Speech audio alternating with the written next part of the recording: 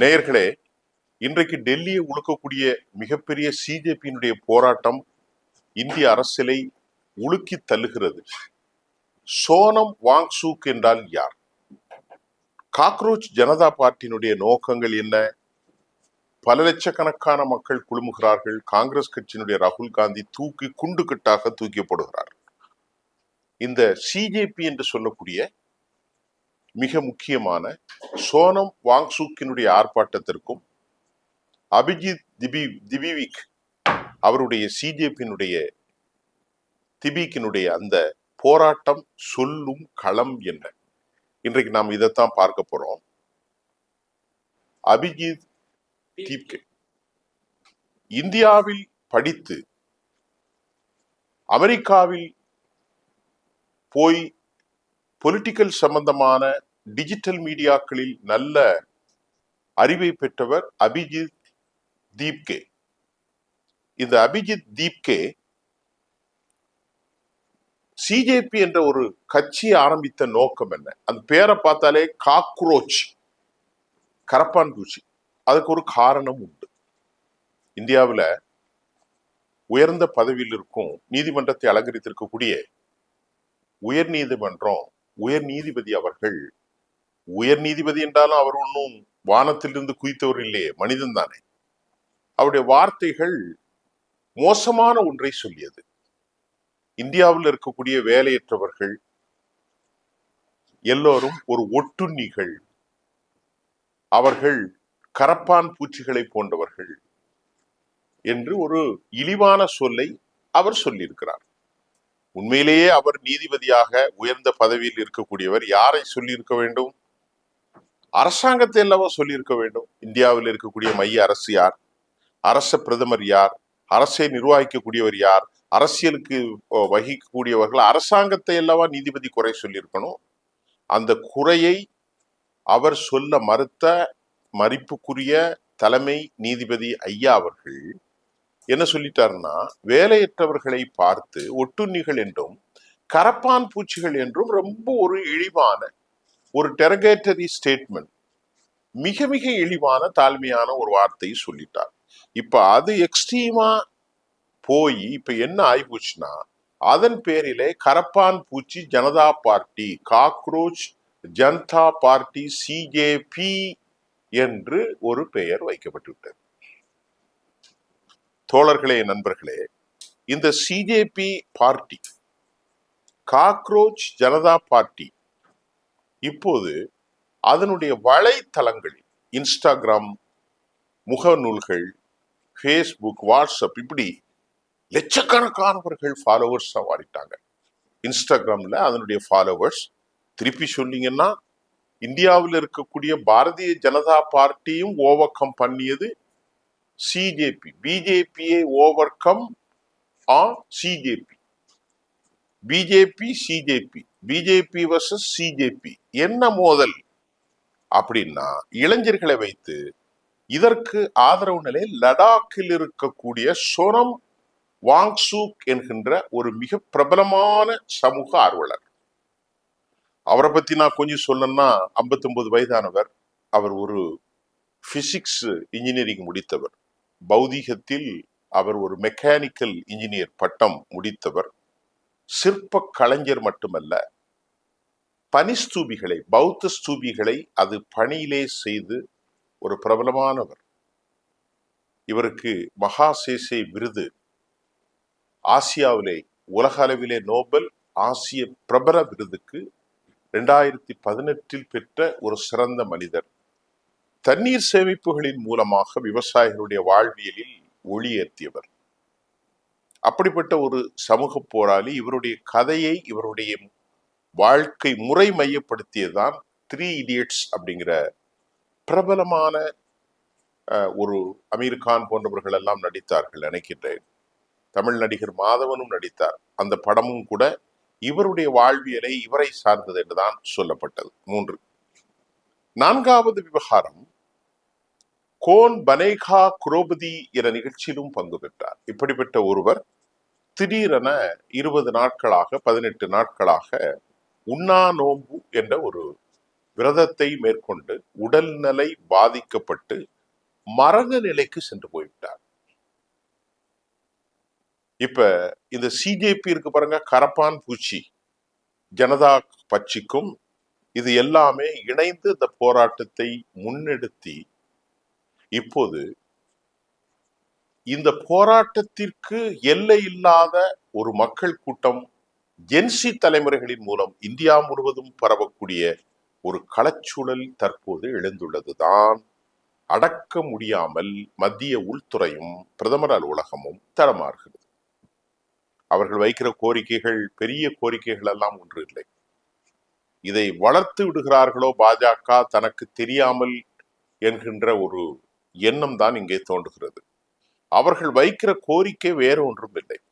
2017 வட இந்தியாவில் குழப்ப நிலையில் காணப்படுகிற தேர்தலுக்கான வினாத்தாள்கள் கசிவு என்பதை ஒரு பெரிய மாஃபியா கும்பல் நடத்தி கொண்டிருக்கிறார். எப்படி கிரிக்கெட்டில் மேட்ச் பிக்கிங் முறையில் விளையாட்டு பந்து அடிப்பாளர்களை துடுப்பாட்டக்காரர்களை பணத்தை கொடுத்து நாளைக்கு நீங்க அவுட் ஆயிடணும், 50க்கு மேல எடுக்கக்கூடாது, 20க்கு மேல எடுக்கக்கூடாது, ஏன்னா ஒருவருடைய பெர்ஃபார்மன்ஸ் பார்த்து ஷேடோ ஃபிளீட்டுங்கிற மாதிரி பின்னால இருந்து பிஹைண்ட் த ஸ்கிரீன் ஒரு பெரிய சூதாட்டம் நடக்கும். நாளைக்கு அவர் அவுட் ஆயிடுவார், நாளைக்கு அவர் ஜெயிக்க போறது இல்லை, இல்லைங்க பெர்ஃபார்ம் நல்லா இருக்கு இல்ல. அதே மாதிரி பல கோடிக்கணக்கான பணத்தை வாங்கி கொண்டு 30 ரன்ல அவுட் ஆயிடுவார், 10 ரன்ல கூட அவுட் ஆயிடுவார். இது தெரிந்து உலகம் முழுவதும் இந்த மேட்ச் பிக்கிங் வழக்குகளை எப்படி பெரும் அளவில் சிக்கலை ஏற்படுத்தி கிரிக்கெட் உலகத்தை சிபிஐ போன்ற வழக்கும் சர்வதேச ஆய்வுகளுக்கெல்லாம் உட்படுத்தப்பட்டதோ அதே போன்ற ஒரு நிலை இன்றைக்கு பெரும் கோடிக்கணக்கான ரூபாய் புரளுகிற நீட் தேர்வினுடைய வினாத்தாள்கள் கசிவு, சிபிஎஸ்இ அந்த போர்டு எக்ஸாமினுடைய கேள்வித்தாள்கள் கசிவு, இப்படியே வரம்பற்ற முறையில் எல்லையற்ற முறையில் அவைகள் சென்று கொண்டே இருந்ததை பாதுகாக்க வேண்டிய மத்திய கல்வித்துறை அமைச்சர் தர்மேந்திர பிரதான் அதை மறுத்தார் அல்லது மறந்தார் அல்லது அவரால் இயலவில்லை. இப்போது அபிஜித் தீப்கே அவரும் தர்மேந்திர பிரதானை ராஜினாமா செய்யக்கூடிய சிஜேபி பார்ட்டி முழுமையான ஆதரவோடுதான் இந்த சோனம் வாங்சுக் ஒரே ஒற்றை வரி டிமாண்ட், தர்மேந்திர பிரதானை தூக்கிருங்க. பல பேர் தற்கொலை செய்து கொள்கிறார்கள். நான் நல்ல பெர்ஃபார்ம் பண்ணிட்டேன், ரொம்ப சந்தோஷம், எனக்கு கிடைக்கும் மார்க் அப்படின்னு ஒரு பிள்ளை ஏகத்தோடு மெடிக்கல் காலேஜ் போகிற கனவுகளோடு உட்கார்ந்துருக்கா. அரசாங்கம் சொல்கிறது உங்களுக்கு கொடுத்த எக்ஸாம் மறுபடியும் தான் நீங்கள் எழுதணும், ஏன்னா கொஸ்டின்ஸ் எல்லாமே லீக்கேஜ் ஆயிடுச்சு. நான் எவ்வளவு மன பாதிப்பு வருவார். கொஞ்சம் கூட இந்த மத்திய அரசாங்கமும் தர்மேந்திர பிரதானும் இதை பற்றி சிந்திக்க ஏன் மறுக்கிறார்கள்? இதுதான் கேள்வி. இது ஒரு நாள் நடந்துட்டா பரவாயில்ல, தொடர்ந்து தொடர்ந்து தொடர்ந்து தொடர்ந்து இது ஒரு பெரிய மாஃபியாவுடைய லாபி. கோடிக்கணக்கான பணங்களை பெற்றுக்கொண்டு இந்த சீட்டுகளை ஒருவர் கைது செய்யப்படுகிறார். அவருடைய கையில இருக்கிற 140 கொஸ்டின் பிடிச்சிட்டாங்க செல்போன்ல. அதுல 111 கொஸ்டின் இந்த தேர்தலில் விடைத்தாள்களில் கேட்கப்பட்ட அதே கேள்வி அவர்கிட்ட வச்சிருக்காரு. அதே கேள்வி அவருடைய மொபைல் போனில் ஆப்பில் அவர் பதிவு செய்திருக்கிறார். 140 கொஸ்டின். அந்த 140 கொஸ்டின்ல 111 கொஸ்டின்கள் இங்கே என்ன கேள்வி கேட்கப்பட்டதோ அந்த கேள்வியை காப்பி பண்ணி வைத்திருக்கிறார்.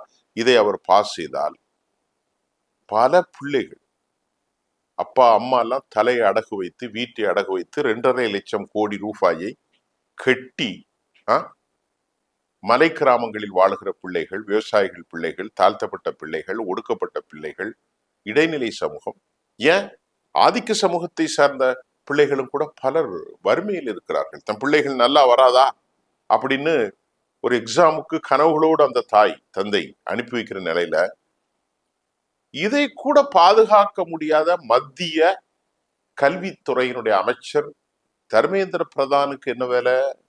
அமெரிக்காவில் இப்படி நடந்தால், யூரோப்பாவில் இப்படி நடந்தால் பதவியில இருக்க முடியாது, இந்தியாவில தான் இருக்க முடியும்.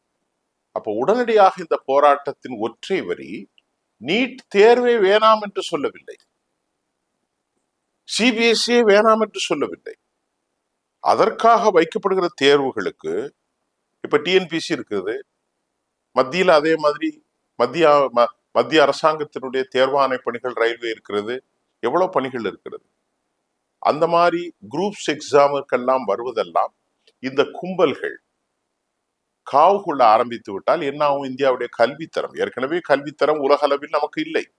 500 யூனிவர்சிட்டியில ஒரு யூனிவர்சிட்டி கூட இல்லை. ஐபிஎம் ஒரு காலத்தில் இருந்தது, இப்பொழுது இல்லை. இந்த நிலையில் இந்த ஒற்றை கோரிக்கையைத்தான் சோனம் வாங்சு கேட்கிறார், அபிஜித் தீப்சே இதைத்தான் கேட்கிறார். ஆனால் அதை கூட இவர்களால் கன்சிடர் பண்ண முடியலையே. உடனே கூப்பிட்டு கேட்டிருக்கலாம், அதை கூட கேட்க மறுக்கிறார்கள். இப்ப இந்த கோரிக்கையின் விளைவாக அவர் கைது செய்யப்பட்டிருக்கிறார். தமிழ்நாட்டில் கூட இது எதிரொலிக்கக்கூடிய ஆபத்து இருக்கிறது. ஆனால் தமிழக முதல்வரோ வாய் துறக்க மறுக்கிறார். என்சி தலைமையிலே வந்த ஆட்சிதான் விஜயுடைய ஆட்சி. ஜோசப் விஜய் அவர் கூட வெளியே வாய் திறக்க மறுத்து மௌனமாக இருக்கிறார். அது நல்ல விஷயம் அல்ல. இதுதான் காக்ரோச் ஜனதா பார்ட்டியினுடைய போராட்டம். இது இந்திய அளவிலே மதவாதத்துக்கு எதிராக, சாதிவாதத்திற்கு எதிராக, மொழிவாதத்துக்கு எதிராக, இனவாதத்திற்கு எதிராக, வர்க்க பேதத்துக்கு எதிராக எதுவுமே அறியாத ரொம்ப இளைஞர்களை ஒருங்கிணைப்பின் பால் இணைத்து, மதவாதம், சாதிவாதம், இனவாதம், மொழிவாதம், வர்க்கவாதத்துக்கு எதிராக இவர்களை எல்லாம் இணைத்து ஒரு மாபெரும் வெற்றி பெறக்கூடிய அளவில் ஒருவேளை உருவானால் அது வருங்கால ஆட்சியை ஆடி பார்த்து விடும். இந்தியா முழுவதும் இன்னைக்கு பாரதிய ஜனதா கோலாற்றுகிறது. ஆனால் அது கூட ஒரு நிமிஷத்துல அந்த கட்டிடம் பொலார்னு கீழே விடும். வரக்கூடிய ஊப்பிலெல்லாம் பெரும் டிராஸ்டிக்ஸ் எஃபெக்ட், இம்பாக்ட் ஆன் ஃபீல்டு அப்படின்னு சொல்லப்படுது. நாம காக்ரோச் ஜனதா பார்ட்டினா உங்களுக்கு என்ன, அதன் நோக்கம் என்ன, இப்போது போராட்டம் இந்தியா முழுவதும் பரவுகிறதா, இதனுடைய உள் தகவல் என்ன? மீண்டும் அடுத்த கட்டத்தில் உங்களை சந்திக்கின்றேன். நன்றி.